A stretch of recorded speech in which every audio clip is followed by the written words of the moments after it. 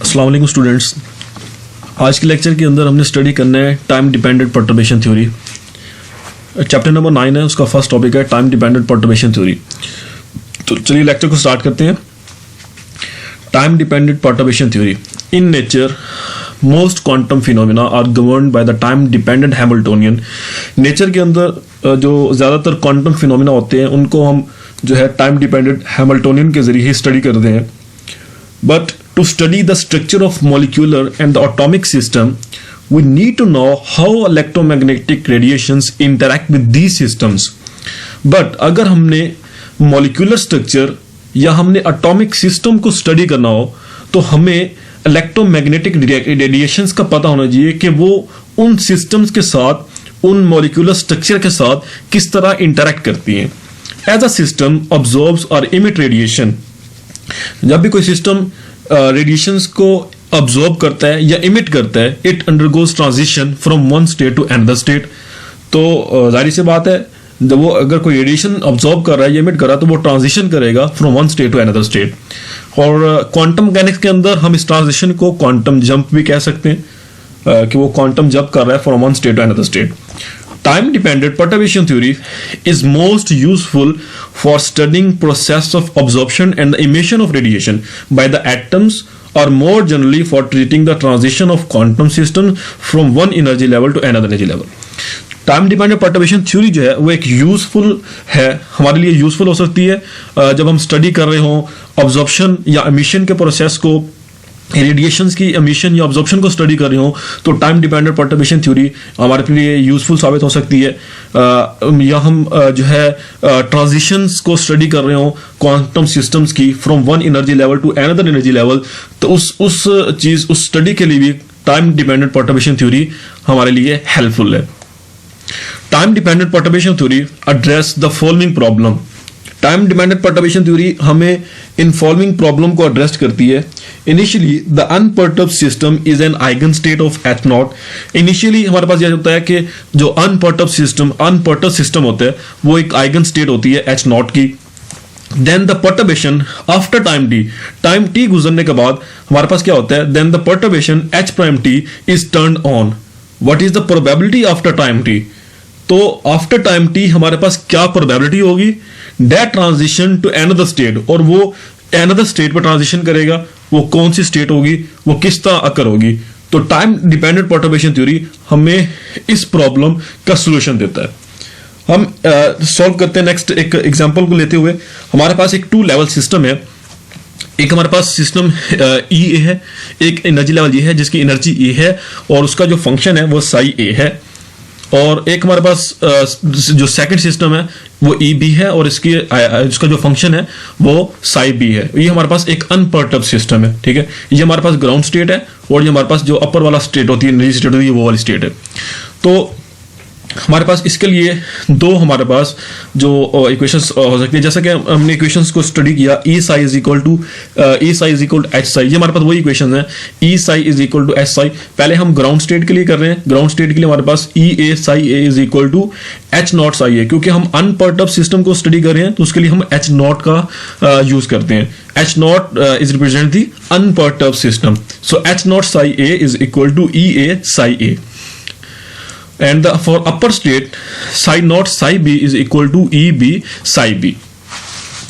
और ये हमने एक फंक्शन हमने स्टडी किया साई ए साई बी, जिसको हम क्रोनिकल डेल्टा फंक्शन कहते हैं। Psi A psi B is equal to Kronecker delta A B. अगर हमारे पास A B is equal to होंगे तो हमारे पास ये इज इक्वल टू 1 होता है। अगर ए और बी अगर ए और बी एक दूसरे के इक्वल ना हो तो वो ये हमारे पास क्या होता है, 0 के इक्वल होता है। पहले हम स्टडी कर रहे हैं कि perturbation turn on after time T. After time T हमारे पास क्या है, परटर्बेशन ऑन हो जाती है एच प्राइम टी। हम बात कर रहे हैं आफ्टर टाइम की बात कर रहे हैं।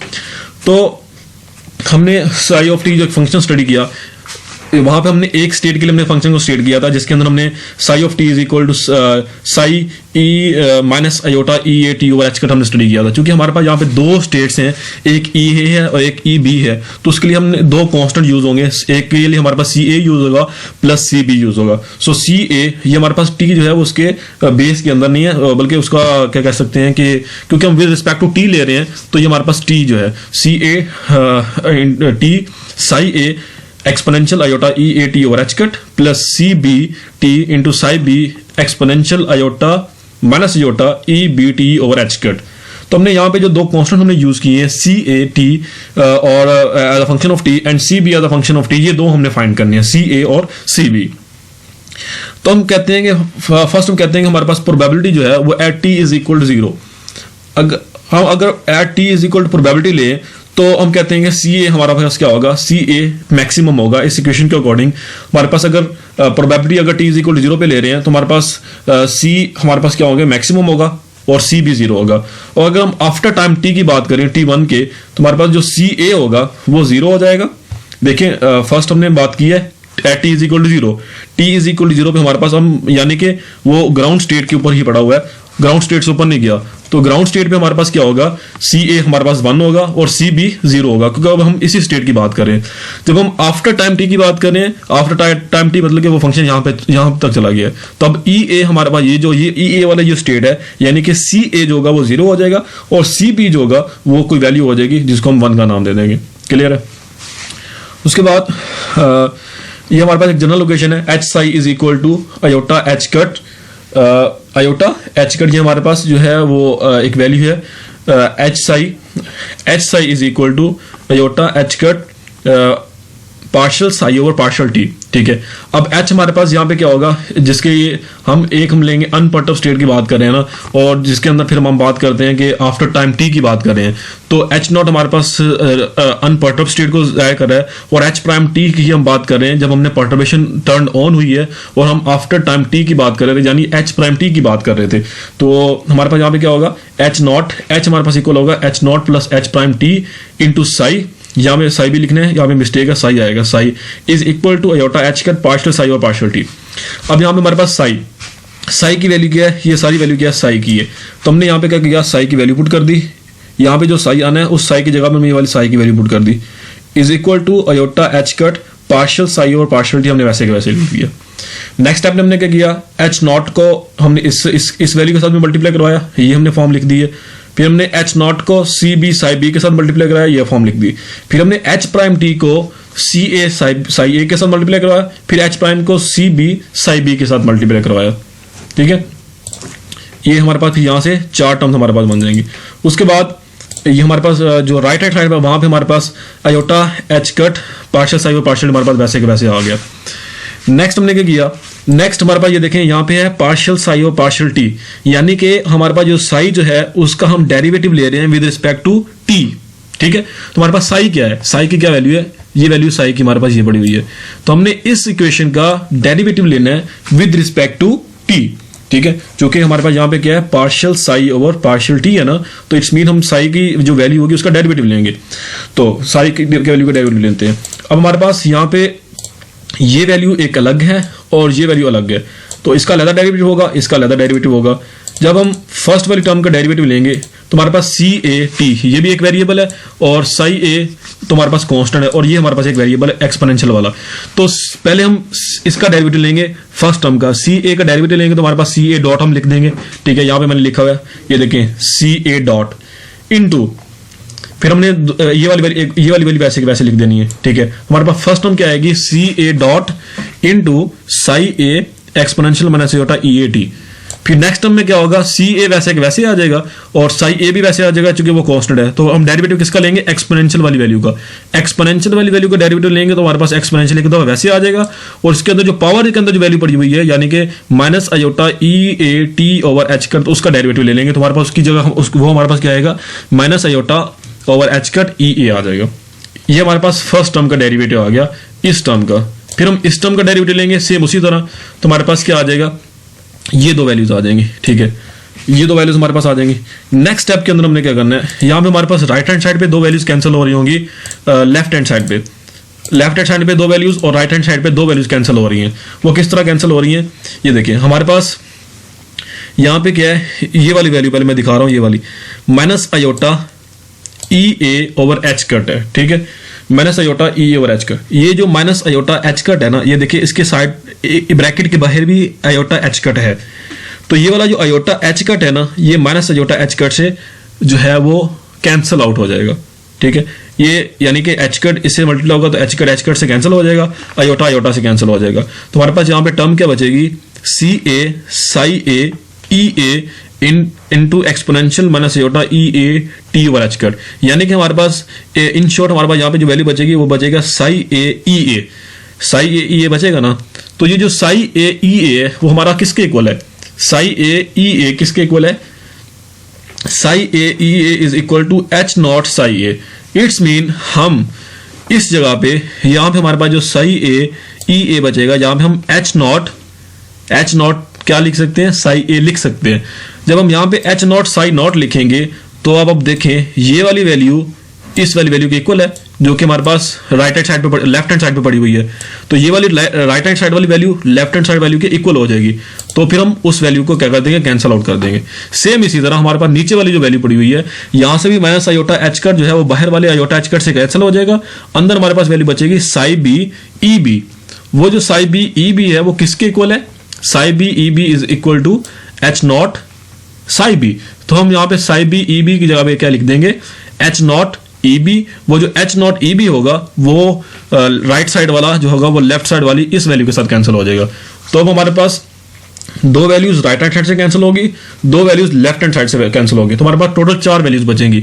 एक वैल्यू ये वाली, ये जो लास्ट इक्वेशन मैंने लिखी है, अब हमारे पास ये वाली इक्वेशन बच जाएगी, C A H prime psi A exponential minus iota E A over H cut plus C B H prime psi B into exponential minus iota e b t over h cut is equal to iota h cut c a dot psi a exponential minus iota e a t over h cut plus c b dot psi b exponential minus iota b t over h cut। ये हमारे पास final equation बचेगी। ये हमारे पास एक final equation वही बची जो रीराइट की है। अब हमने करना है इस इक्वेशन का हमने इनर प्रोडक्ट ले लेना है विद साई ए। साई ए के साथ हमने इनर प्रोडक्ट ले लेना है। तो ये देखें साई ए के साथ इनर प्रोडक्ट लिया, इस इक्वेशन के साथ हमारे पास साई ए आ जाएगा।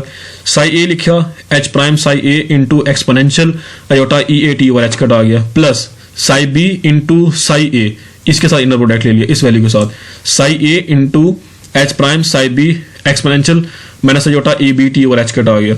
और इसी तरह हमने इस साइड पे भी हमने इनर प्रोडक्ट ले लेना है। अब कहेंगे कि यहाँ पे 2 वैल्यूज है लेकिन यहाँ पे एक वैल्यू किस तरह बची है। तो देखें जब हम इस वैल्यू के साथ इनर प्रोडक्ट लेंगे साई ए के साथ जब इनर प्रोडक्ट लेंगे, सी ए डॉट हमारा कांस्टेंट वो बाहर ही रहेगा, तो अंदर हम कैट ब्रॉ के अंदर जो वैल्यू लिखेंगे वो साई ए इंटू साई ए लिखेंगे, ठीक है। यानी कि साई ए और साई ए दोनों सेम वैल्यूज हैं। तो जो हमने क्रॉनिकल डेल्टा स्टडी किया था कि हमारे पास ए और ए अगर आ जाएगा तो हमारे पास इज इक्वल टू 1 होता है, अगर ए बी आ जाएगा तो इज इक्वल टू 0 हो जाएगा। तो यहाँ पे जब हम इसके साथ इनर प्रोडक्ट लेंगे साई ए का विद साई ए, आप कहेंगे कि यहाँ पे भी तो साई ए था लेकिन इस साई ए के साथ यहाँ पे एक स्टेट भी मौजूद है, H prime part of state भी यहाँ पे मौजूद है, जबकि यहाँ पे जो सी ए डॉट है ये कॉन्स्टेंट है, ये हमारे पास एक वेरिएबल है, ये हमारे पास यहाँ पे कॉन्स्टेंट है।